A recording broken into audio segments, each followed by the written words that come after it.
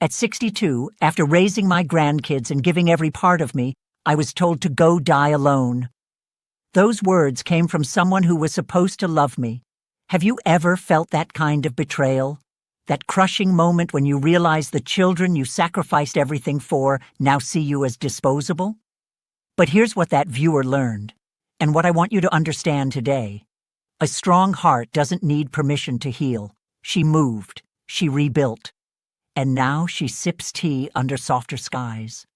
Her grief turned into grace, and her silence became her strength. When children are little, they step on your toes. When they grow up, they trample on your heart. But that doesn't mean you have to let them keep trampling. If your adult children don't respect you, getting angry won't fix it. Begging won't fix it. Reminding them of your sacrifices definitely won't fix it. But there is something that works. Something that changes everything. Today, I'm sharing 7 strategies that actually work. Not theories. Real actions from real parents who found their way out of this pain. Please hit that like button and subscribe. Let's begin. The first thing you must do is stop rewarding disrespect. You might think this sounds harsh, but hear me out. Every time your adult child treats you poorly and you respond with kindness, you're teaching them something. You're teaching them that disrespect works, that they can talk down to you, ignore your feelings, and still get what they want from you. Robert from Seattle learned this the hard way. He's 68, a retired engineer. His daughter would call him only when her husband was traveling for work. She needed a babysitter. Robert would drop everything, cancel his plans, drive 30 minutes across town to watch his grandkids. But she'd never ask. She'd demand, "Dad, I need you here by 6. The kids need dinner." No please, no thank you, just commands. One day, Robert's neighbor asked him, "When's the last time your daughter asked about your day?" Robert couldn't answer. That's when he realized the truth. His daughter didn't see him as a person with his own life. She saw him as a service provider. So Robert made a change. The next time she called with a demand, he said, "I'd be happy to help, but I need you to ask me properly." "What do you mean?" she snapped. "I mean, please ask me like you'd ask anyone else for a favor." She hung up, but 3 days later she called back. This time she said, "Please." This time she said, "Thank you." Here's what Robert understood. Respect is a boundary you set, not a gift you hope to receive. If your children speak to you rudely, don't respond until they fix their tone. If they demand favors without asking nicely, politely decline. If they take your generosity for granted, make your generosity conditional on basic courtesy. This doesn't mean being cruel. It means having standards. The second strategy is this. Stop making your happiness their responsibility. No parent deserves to feel abandoned or disrespected. But if your children ignore you, don't let sadness consume you. It's time to focus on yourself, find new joys, and surround yourself with people who truly appreciate you. This is the hardest lesson for most parents. We spend so many years focused on our children's happiness that we forget to build our own. Then, when they grow up and get busy with their lives, we're left empty. One viewer learned this lesson the hard way. She said, "The only solution is to let them go, do your own thing, and take care of your own happiness." And you know what else she added? Also, make sure to spend their inheritance. Now, I'm not telling you to be spiteful, but I am telling you to prioritize your own well-being. That money you've been saving for them? Maybe it's time to take that trip you've been postponing. Maybe it's time to fix up your house the way you want it. Maybe it's time to invest in your own happiness. Helen from Portland, 74, fell into this trap. After her husband died, her children became her whole world. She lived for their phone calls. She planned her weeks around their visits. When they canceled plans, her world collapsed. Her doctor noticed during a routine checkup. "Helen, you seem depressed. Are you taking care of yourself?" The question caught her off guard. Taking care of herself? She'd been taking care of everyone else for so long, she'd forgotten she mattered too. Her doctor suggested something simple. Find one thing you enjoy doing just for you.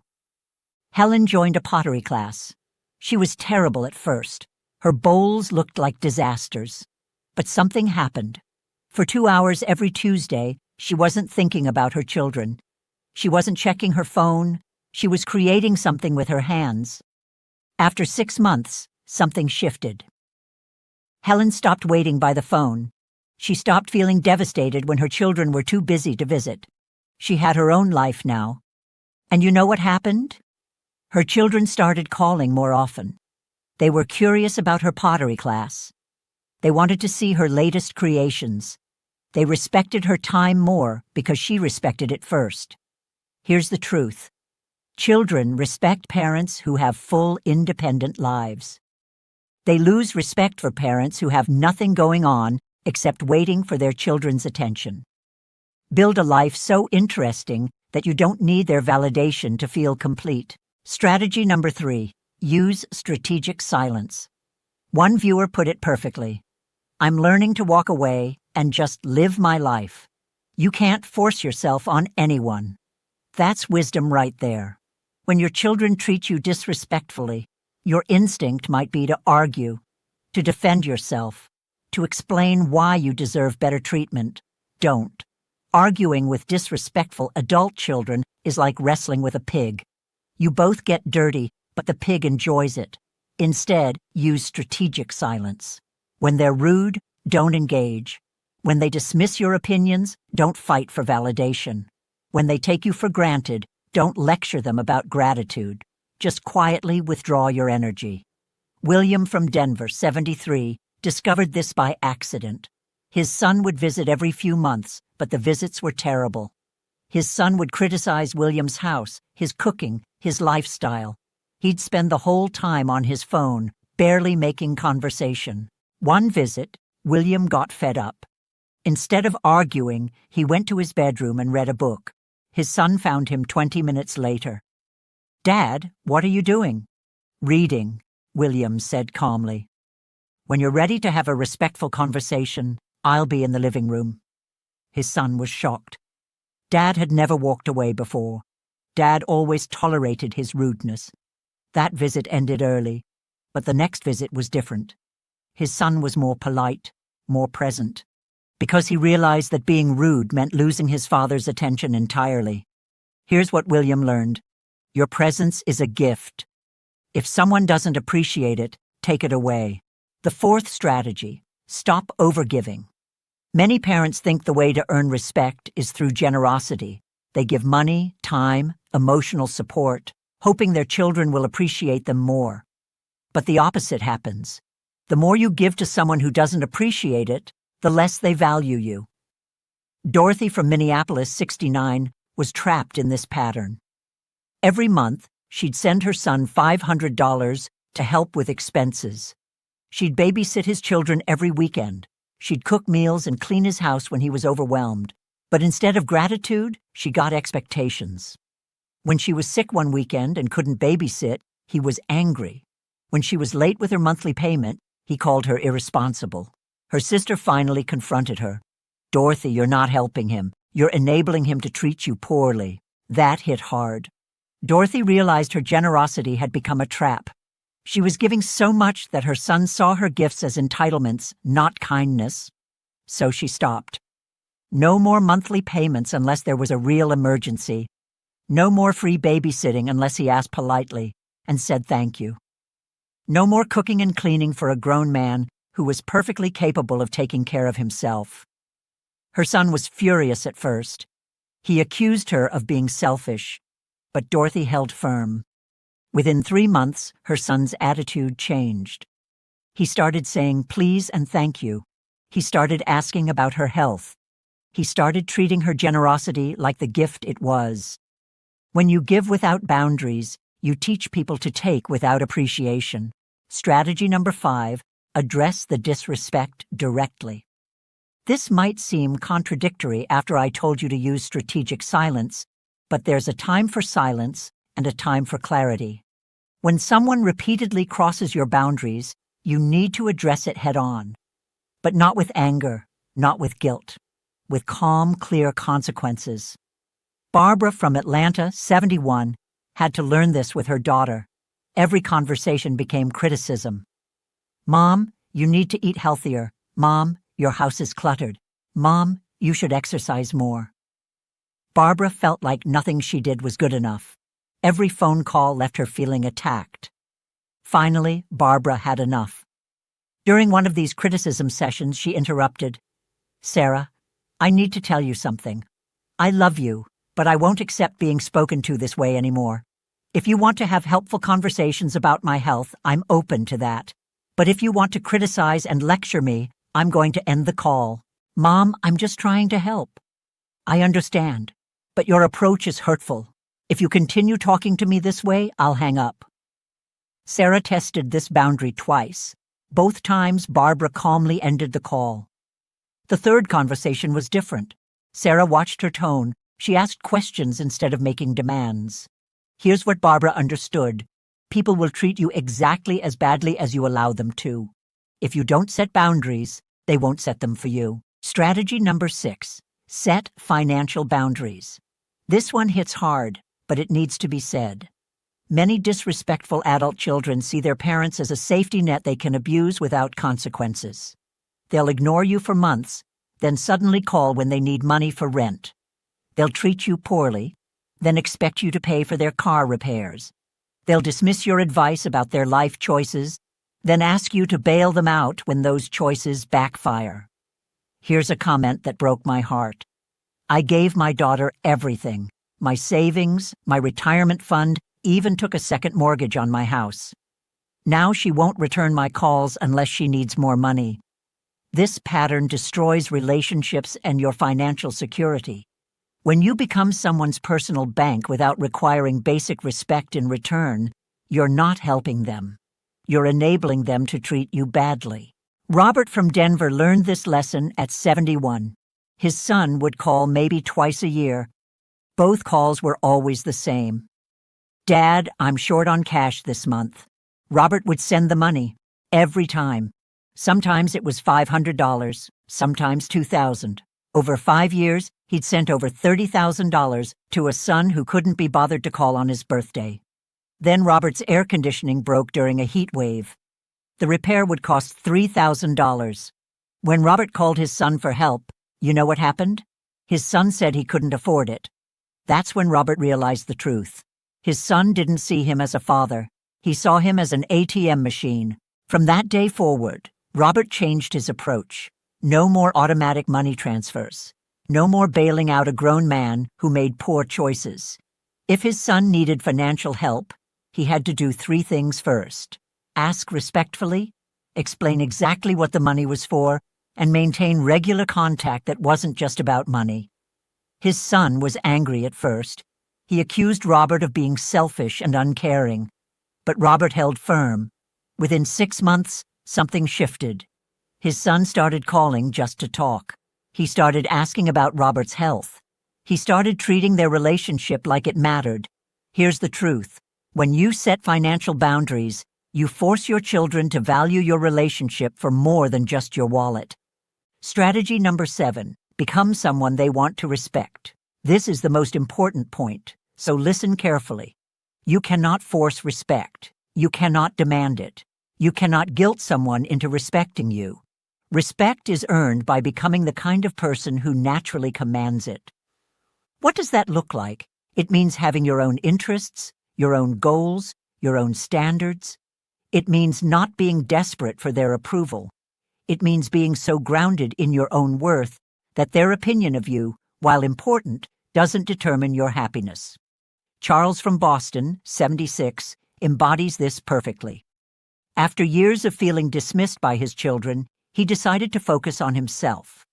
He started taking Spanish classes at the community college. He joined a hiking group for seniors. He volunteered at a local food bank.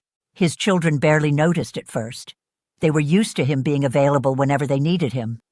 But slowly, they began to see changes. Dad wasn't always free to babysit. Dad had plans on weekends. Dad had stories about new friends and new experiences. Gradually, they became curious.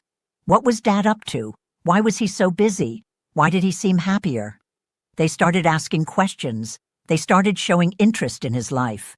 And because Charles had built a life worth respecting, they began respecting him. Here's the truth. Your children will respect you when you become someone worthy of respect. Not because of what you've done for them in the past, but because of who you are right now. If you're watching this and recognizing yourself in these stories, I want you to understand something. This isn't about cutting off your children or becoming cold. This is about reclaiming your dignity. You spent years raising them. You sacrificed for them. You loved them unconditionally. But love without boundaries isn't love. It's enabling. Your children are adults now. They're capable of treating you with basic respect and courtesy. If they're not doing that, it's not because they don't love you. It's because you haven't required it. But here's what I want you to remember as we wrap up today. Change is hard. Your children might resist at first. They might get angry when you start setting boundaries. They might accuse you of being selfish when you stop overgiving. They might test your resolve when you start using strategic silence. This is normal. It's part of the process. They've gotten used to treating you a certain way, and change feels uncomfortable to everyone involved. One viewer shared this with me. At first, my daughter said I was becoming mean and distant, but I stuck to my boundaries. 6 months later, she told me she respected me more than she ever had before. Another person wrote, "My son called me selfish for not giving him money anymore. That hurt. But 3 months later, he got a better job and started managing his finances responsibly. He thanked me for forcing him to grow up." The hardest part isn't implementing these strategies. The hardest part is staying consistent when your children push back, when they make you feel guilty, when they try to manipulate you back into old patterns. But remember why you're doing this. You're not doing it to punish them. You're doing it to save your relationship before it's too late. You're doing it to teach them that healthy relationships require mutual respect. You're doing it to show them what love looks like when it has boundaries. Start with just one strategy. Maybe it's stopping the automatic yes to every request. Maybe it's using strategic silence the next time they're rude. Maybe it's planning something for yourself instead of waiting around for their attention. Pick one thing. Do it consistently for 2 weeks. See what happens. And remember, if you're over 65 and watching this, you've survived wars, recessions, raising children, losing parents, health scares, and countless other challenges. You have more strength than you realize. Don't let anyone convince you that you're too old to change your life or that you don't deserve respect. You deserve to spend your remaining years surrounded by people who value you. You deserve to have relationships based on love and respect, not guilt and obligation. You deserve to feel proud of who you are, not ashamed of asking for basic courtesy. Start today. Choose one of these strategies and implement it immediately. Stop rewarding disrespect. Build your own happiness. Use strategic silence when they're rude. Set boundaries around your generosity. Address poor treatment directly. And most importantly, become someone so grounded in their own worth that respect flows naturally. Your relationship with your adult children doesn't have to stay the way it is now. Change is possible, but it starts with you changing how you respond to their behavior. Thanks for watching. If this helped you, please like and subscribe. Leave a comment below with the number 7 if you're ready to implement these strategies. I'll see you in the next video.